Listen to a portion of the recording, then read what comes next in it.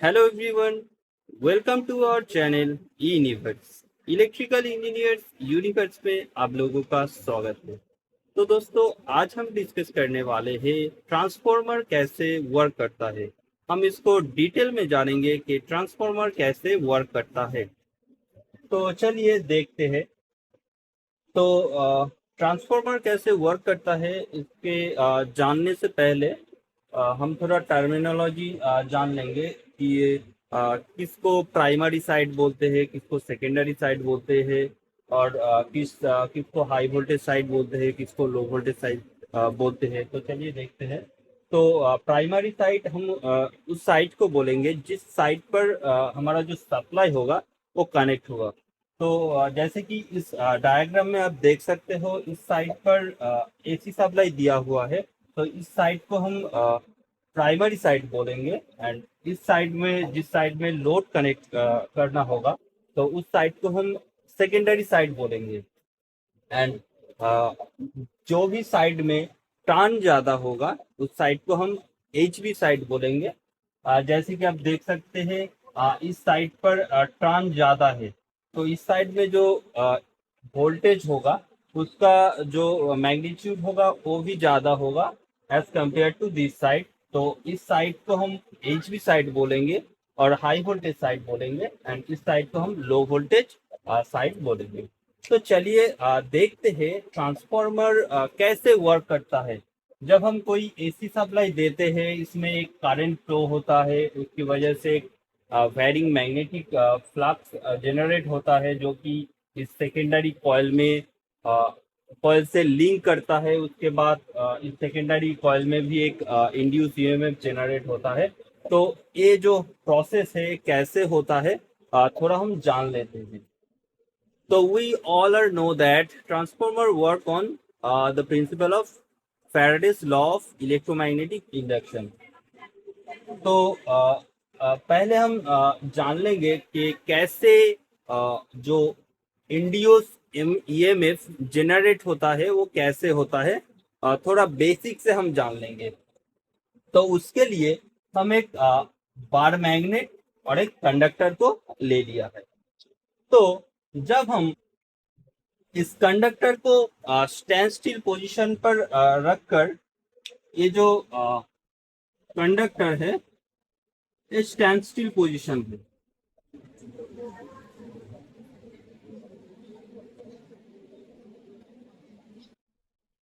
ये जो कंडक्टर है मूव नहीं कर रहा है।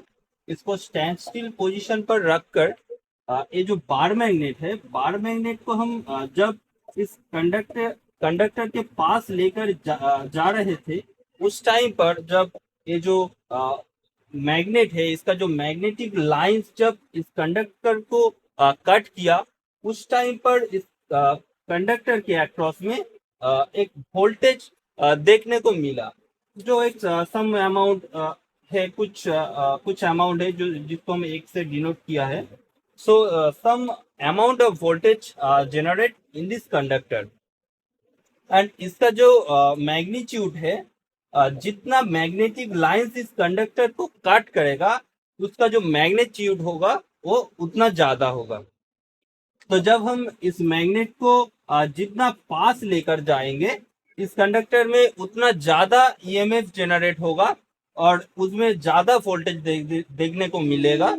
जब हम इस कंडक्टर से दूर लेकर आएंगे इस बार मैग्नेट को, तो इसमें भी जो ईएमएफ जनरेट होगा उसका जो मैग्नीट्यूड होगा वो भी डिक्रीज करेगा। अब हमने क्या किया, इस ये जो पोजीशन है इस पोजीशन पर हम bar magnet and conductor both stand still position पर रखा। कोई भी मूव नहीं कर रहा है, लेकिन इस बार मैग्नेट का जो मैग्नेटिक लाइंस है उस टाइम पर भी इस कंडक्टर को कट कर रहा है।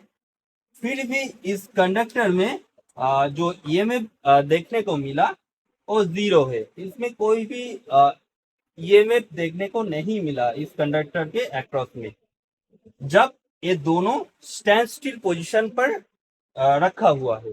लेकिन जब इस मैग्नेट को हम मूव कर रहा था इस कंडक्टर की तरफ, तब हम लोगों को एक ईएमएफ देखने को मिला इस कंडक्टर के अक्रॉस। तो सेकेंड केस में थोड़ा देख लेते हैं। अब हमने फिर एक ही काम किया, एक कंडक्टर को और एक बार मैग्नेट को ले लिया। सो अब हमने क्या किया, इस जो ये जो बार मैग्नेट है इसको हम स्टैंड स्टिल पोजिशन पर रखा है। इस बार मैग्नेट को स्टैंड स्टिल पोजिशन पर रखा है।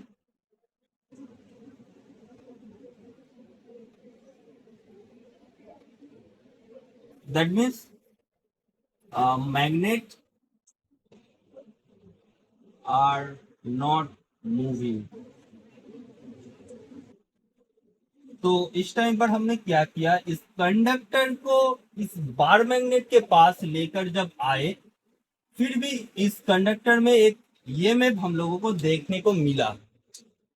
सिमिलरली जब इस कंडक्टर को इस बार मैग्नेट के पास लेकर आए, उस पोजीशन पे इन दोनों को स्टैंड स्टिल पोजीशन पर रखा हुआ है, जिसमें कि ये कंडक्टर और ये बार मैग्नेट कोई भी मूव नहीं कर रहा है। ऐसी एक पोजीशन पर जिस टाइम पर ये जो बार मैग्नेट का जो फ्लक्स लाइन है कंडक्टर को कट कर रहा है, उसकी कट करने से कोई भी ईएमएफ जनरेट नहीं हुआ जब ये दोनों स्टैंड स्टिल पोजीशन पर रखा हुआ है। तो इंड्यूस ईएमएफ जनरेट होने के लिए जो फैराडे साहब है उसका जो एक लॉ है उसको हम थोड़ा जान लेते हैं कि कैसे ईएमएफ जनरेट होता है, और क्यों जब स्टैंड स्टिल पोजीशन पर रखा हुआ है तब कोई भी ईएमएफ जनरेट क्यों नहीं हुआ है, और जब ये दोनों और कोई और कंडक्टर और बार मैग्नेट अगर इन दोनों से कोई भी मूव कर रहा था, उस टाइम पर एक ईएमएफ देखने को मिला। तो हम थोड़ा इस बात को जानने के लिए, क्यों हुआ क्यों नहीं हुआ, इस बात को जानने के लिए हम थोड़ा फैराडे साहब का जो लॉ है वो थोड़ा जान लेते हैं। तो चलिए देखते हैं फैराडे साहब ने क्या बोला है।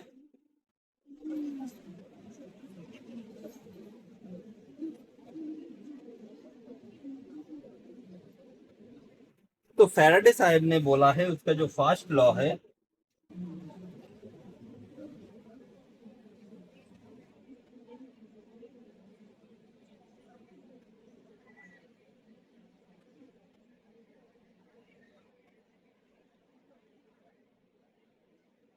उन्होंने बोला है when a conductor placed in a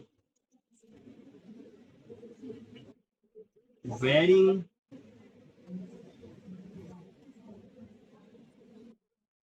magnetic field, then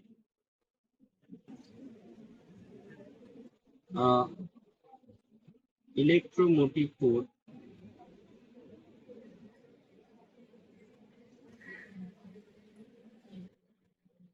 or EMF induced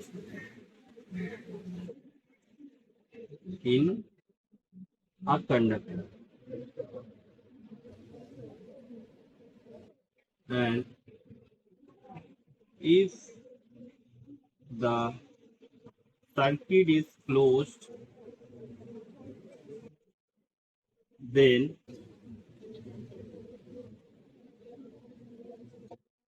a current flow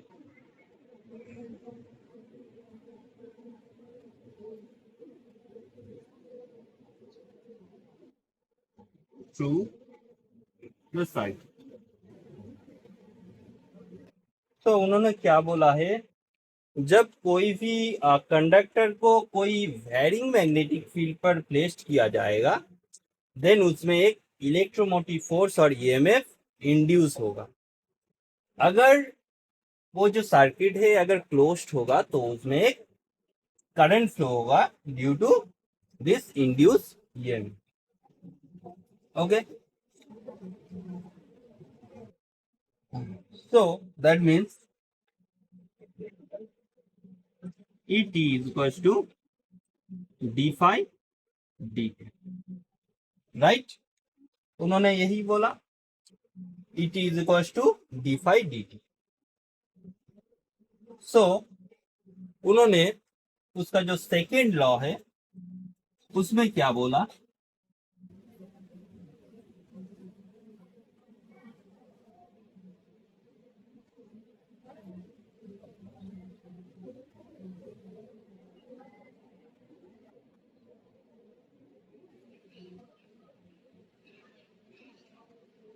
the magnitude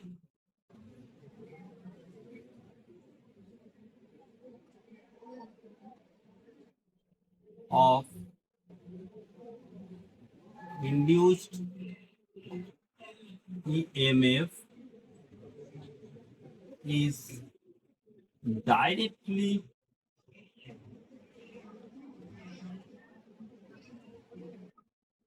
proportional to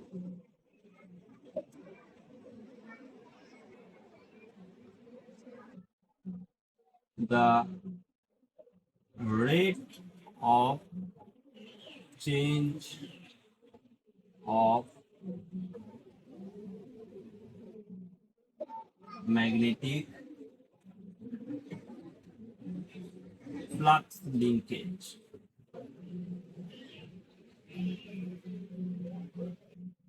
Magnetic flux linkage. That means, तो इसमें एक टर्म हम लोग को देखने को मिला है, क्या है, flux linkage, right. Flux linkage.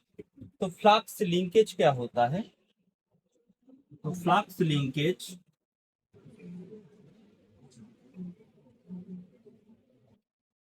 that is denoted by lambda or psi is equals to flux linkage. Flux link phi link किसके साथ करेगा, कोई टर्न के साथ करेगा. So flux linkage equals to n into phi. Flux linkage equals to n into phi. That means we can say Et proportional to n into d phi dt, right. So Et proportional to n into d phi dt. तो इसके बाद हमने क्या किया, एक conductor को ले लिया एंड इसमें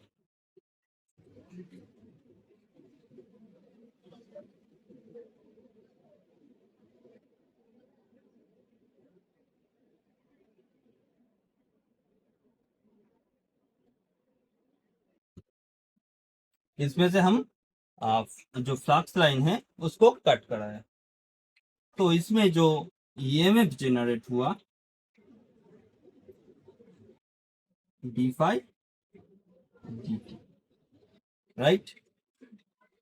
एंड जो फ्लक्स लिंकेज है वो कितना हुआ, n into D phi dt. तो इसमें टर्न कितना है, 1 है. तो डी फाई,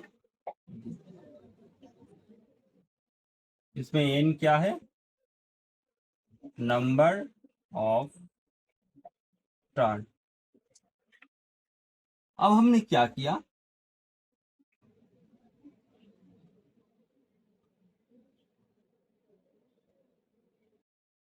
एक कॉइल लेकर आए जिसमें कितना टर्न है, 1 2 3 4 5 6. So n is equal to 6.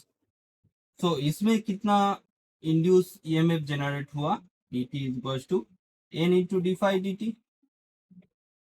So n equals to 6 d phi dt. That means सिर्फ टर्न की वजह से इसमें जो इंड्यूस ईएमएफ जनरेट हुआ वो पहले से 6 टाइम हुआ, और इसमें जो फ्लक्स लिंकेज है n into D phi D t, that means n into 5, that means 6 5, 6 time हुआ है इसमें, 6 टाइम हुआ है सिर्फ टर्न की वजह से।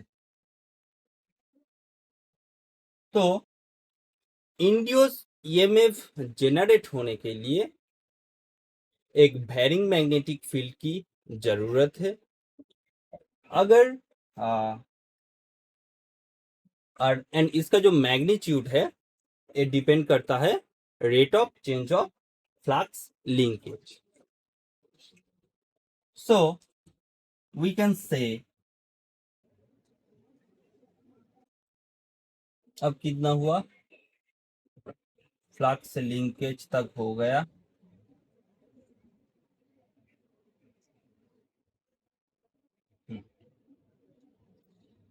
सो इंड्यूस ईएमएफ जनरेट होने के लिए एक वेरिंग मैग्नेटिक फील्ड जरूरी है, एंड उसका जो मैग्नीट्यूड है वो डिपेंड करता है rate of change of flux linkage के ऊपर। तो अब थोड़ा जो लेंज है, लेंज साहब क्या बोला है थोड़ा जान लेते हैं।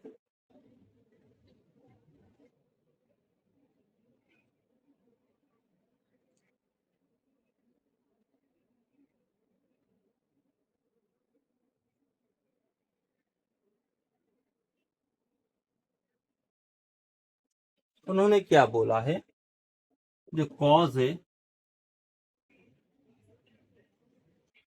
Is always oppose it's, sorry, जो रिजल्ट है is always oppose it's cause. That means we can say E proportional to n into equals to n into d phi dt। सो ये जो ईएमएफ जनरेट हुआ है इसके सामने एक माइनस साइन आ जाएगा, इसलिए जो रिजल्ट है वो क्या किया, उसका जो कॉज है उसको अपोज किया, इसीलिए ये जो साइन है ये अपोज कर रहा है, इसको समझते हैं, इसको समझाता है नेगेटिव साइन जो है यही समझाता है ये जो रिजल्ट है एक कॉज का अपोज कर रहा है। तो हमने फ्लक्स लिंकेज देख लिया। तो अब थोड़ा एक बात जान लेते हैं, जो फ्लक्स होता है, फ्लक्स इक्वल्स टू क्या होता है, एमएमएफ बाई रिलक्टेंस। तो MMF is equals to N into I by reluctance. So हमने देख लिया कैसे इंड्यूस ईएमएफ जनरेट होता है कोई भी कंडक्टर में और कॉइल में, एंड उसका जो मैग्नीट्यूड है वो किस चीज़ के ऊपर डिपेंड करता है, और फ्लक्स क्या होता है हम मोटा मोटी जान लेते हैं, जान लिया है। सो अब हम देखेंगे कैसे ट्रांसफार्मर में ईएमएफ इंड्यूस होता है, कैसे जो मेन फ्लक्स होता है वो सेकेंडरी कॉइल से लिंक करता है, एंड कैसे लोड कनेक्ट करने के बाद भी जो ट्रांसफार्मर होता है उसमें जो फ्लक्स रहता है वो कांस्टेंट रहता है। तो चलिए देखते हैं।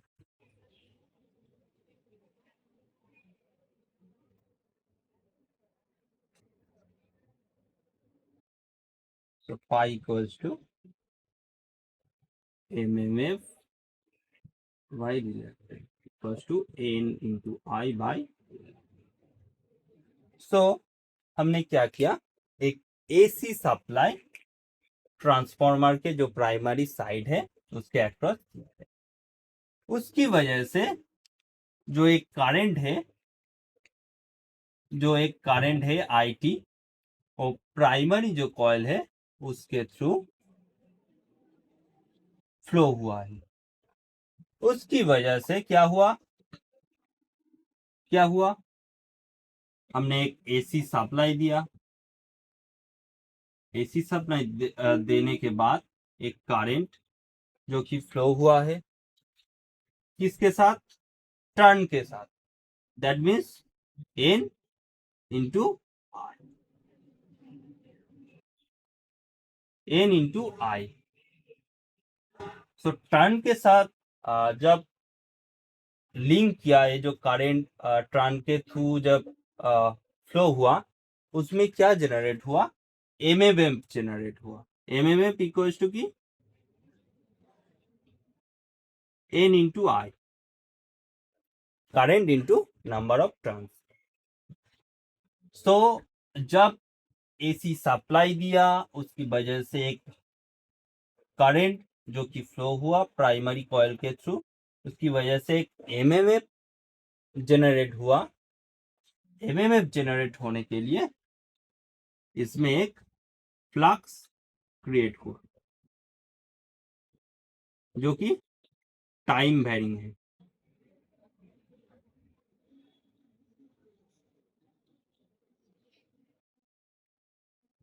तो प्राइमरी कॉइल में AC सप्लाई देने के बाद एक करंट फ्लो हुआ। जो करंट प्राइमरी कॉइल से फ्लो हुआ, उसकी वजह से एक EMF, एक टाइम वेरिंग फ्लक्स क्रिएट हुआ, जिसका डायरेक्शन क्या होगा, इस साइड करंट जा रहा है तो जो फ्लक्स का जो डायरेक्शन होगा वो अपवर्ड होगा। तो एक फ्लक्स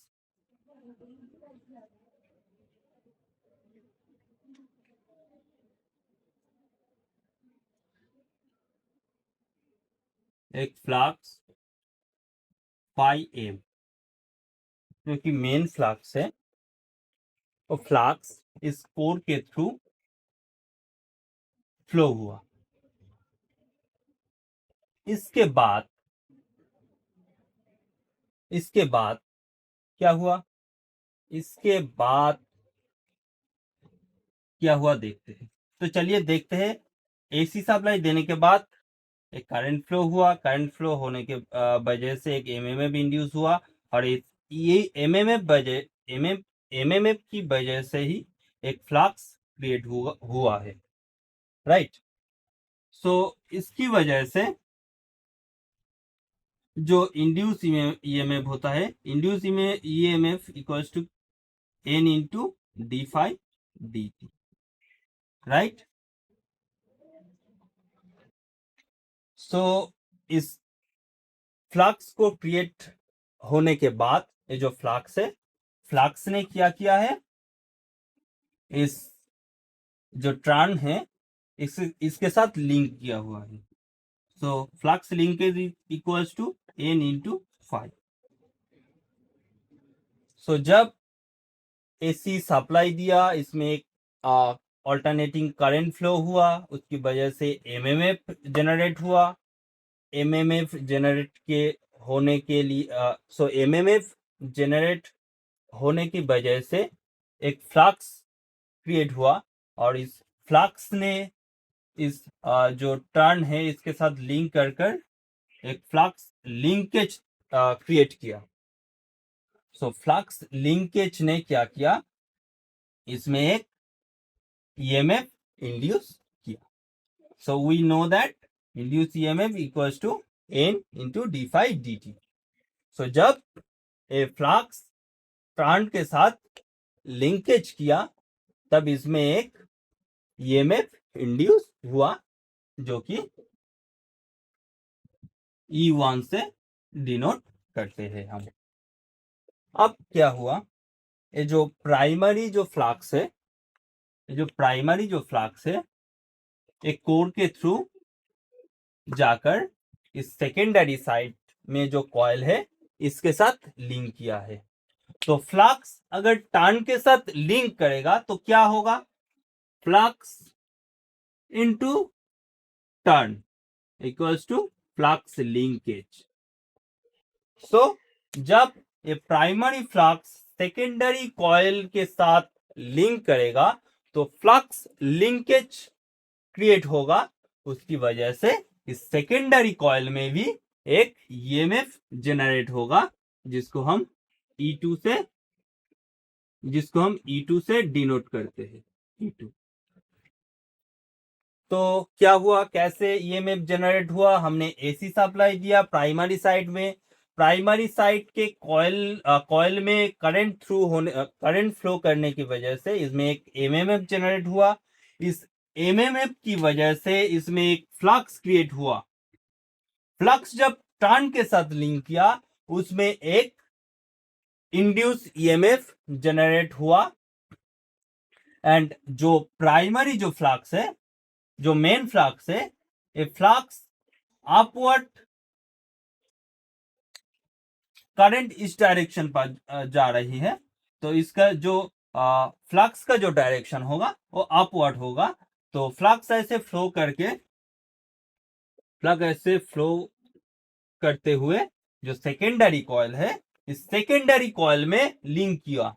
सो सेकेंडरी कॉइल में लिंक किया, flux phi into n equals to क्या होता है, फ्लक्स लिंकेज होता है। सो फ्लक्स लिंकेज करने की वजह से इस सेकेंडरी कॉइल में भी एक इंड्यूस ईएमएफ जेनरेट हुआ है। तो हमने देखा है कैसे ईएमएफ ट्रांसफार्मर के कोर में जेनरेट हुआ है, ट्रांसफार्मर के जो प्राइमरी जो फ्लक्स है कैसे सेकेंडरी कॉइल के साथ लिंक किया हुआ है, कैसे प्राइमरी कॉइल में और सेकेंडरी कॉइल में बोथ ईएमएफ इंड्यूस हुआ, हमने देख लिया है। इसके बाद अगर हम कोई लोड इस सेकेंडरी साइड में कनेक्ट करते हैं, एक लोड हमने कनेक्ट कर दिया,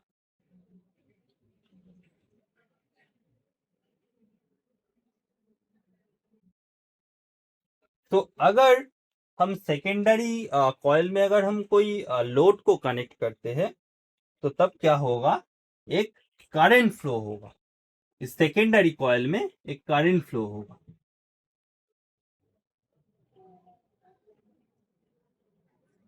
इस सेकेंडरी कॉइल में एक करंट फ्लो होगा।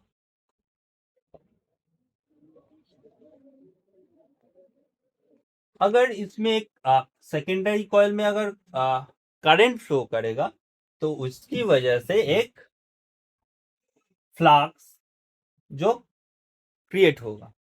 अगर सेकेंडरी कॉइल में करंट इस डायरेक्शन पर जाएगा तो एक फ्लक्स जो कि अपवर्ड जाएगा, एक फ्लक्स जो क्रिएट होगा वो अपवर्ड जाएगा। तो एक फ्लक्स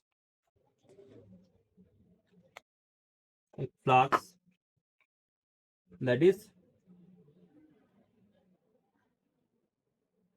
अपवर्ड जाएगा। ऐसे करके एक जो सेकेंडरी कॉइल में करंट फ्लो होने की वजह से एक जो फ्लक्स जनरेट हुआ है और इस तरह से जाएगा अपवर्ड दिस डायरेक्शन।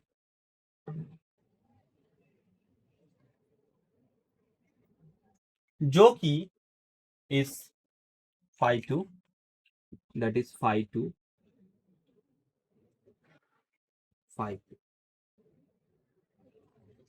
जो कि सेकेंडरी कॉइल का फ्लक्स है, जो क्या कर रहा है, जो प्राइमरी कॉइल का जो फ्लक्स है इसका ऑपोज कर रहा है। प्राइमरी कॉइल का जो फ्लक्स है वो इस डायरेक्शन पर जा रहे हैं और सेकेंडरी कॉइल में जो फ्लक्स जनरेट हुआ है वो फ्लक्स इस डायरेक्शन पर जा रहे हैं, that is phi m, and इस डायरेक्शन पर phi 2 जा रहा है। तो इसकी वजह से जो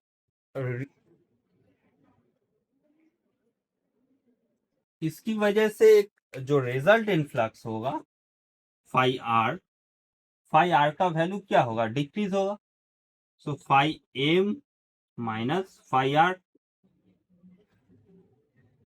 तो क्या होगा, ओवरऑल रिजल्ट इन जो फ्लक्स होगा उसका वैल्यू डिक्रीज करेगा।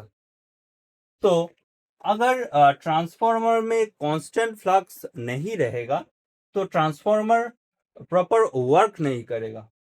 तो ट्रांसफार्मर में कांस्टेंट फ्लक्स होना जरूरी है। तो क्या होता है, कैसे जो रिजल्ट इन फ्लक्स होता है वो कैसे बैलेंस रहता है, तो चलिए देखते हैं।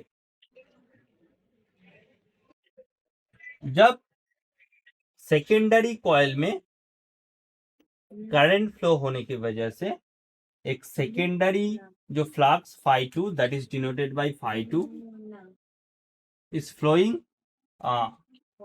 flowing upward in the core, then it opposes the main flux. So इसकी वजह से ये जो प्राइमरी साइड है, प्राइमरी साइड से भी एक एक्स्ट्रा करंट जो कि ड्रॉ करता है, जो इस फाई टू को न्यूट्रलाइज करता है। तो जब कोई सेकेंडरी साइड में लोड कनेक्ट करते हैं तो उसकी वजह से जो एक फ्लक्स जनरेट होता है जो कि मेन फ्लक्स का ऑपोज करता है, उसको न्यूट्रलाइज करने के लिए प्राइमरी साइड से एक एक्स्ट्रा करंट जो ड्रॉ करता है ट्रांसफार्मर, उसकी वजह से जो एक एक्स्ट्रा फ्लक्स जनरेट होता है, वो फ्लक्स जो रिजल्टेंट फ्लक्स होता है इसको कांस्टेंट रहने में हेल्प करता है। तो ऐसे प्राइमरी और सेकेंडरी कॉइल में जब सेकेंडरी कॉइल में लोड कनेक्ट करते हैं उसकी वजह से एक फ्लक्स फ्लो होने की वजह से जो एक फ्लक्स का जो रिजल्टेंट फ्लक्स का जो डिक्रीज हो रहा था, उस अमाउंट ऑफ फ्लक्स जनरेट होने के लिए और ट्रांसफार्मर में कांस्टेंट फ्लक्स होने के लिए इस प्राइमरी साइड से एक करंट जो कि ड्रॉ करता है एंड जो रिजल्टेंट फ्लक्स होता है उसको एक स्टेबल पोजीशन पर रखता है। ऐसे करके ट्रांसफार्मर वर्क करता है। So that's all, thank you.